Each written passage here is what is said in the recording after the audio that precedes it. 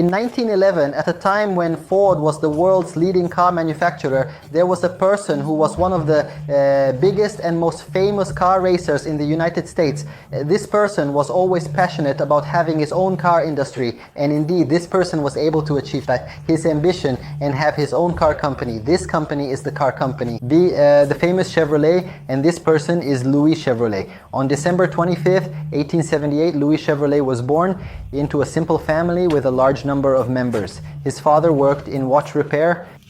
When his son Louis Chevrolet reached the age of 11, he was forced to leave school and go to work in a workshop specializing in car mechanics. This was one of the things that made him love car mechanics. And he began to enter the world of car racing. Over time, he became one of the famous racers in car racing.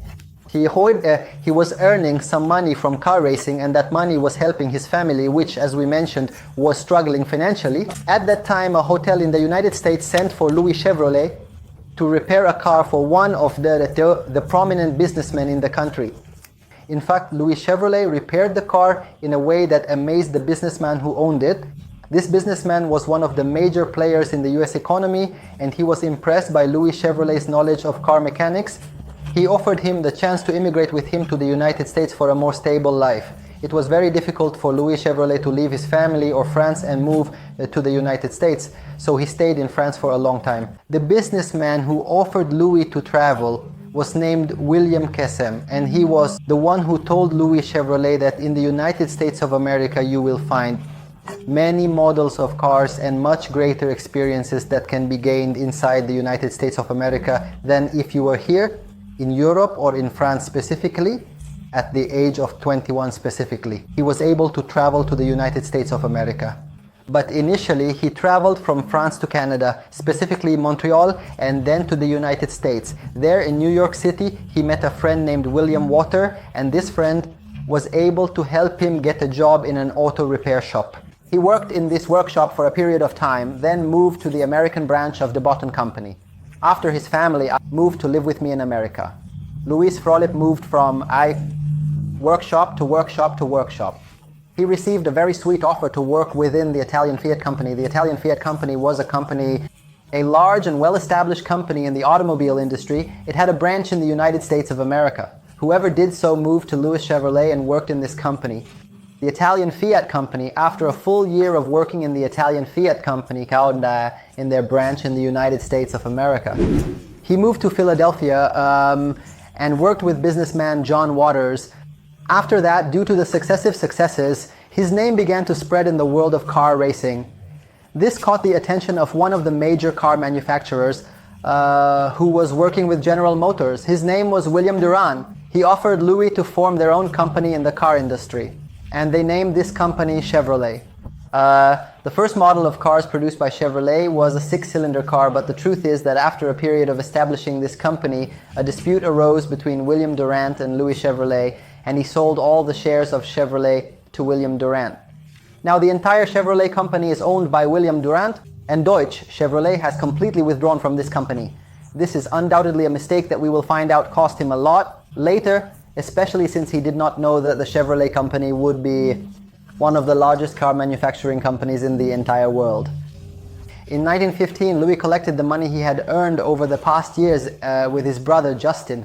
They established a small factory to build a car as he wanted, a car that would work in the world of car racing.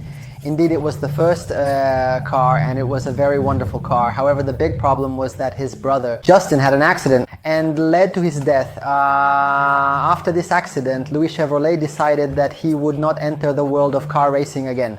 After this accident, Louis Chevrolet decided that he would complicate or put his hand in the hands of some big investors to complete or produce the model of this car on a large commercial level. But unfortunately, a major scandal occurred on Wall Street that directly affected these investors, causing them to withdraw from their partnership with Louis Chevrolet.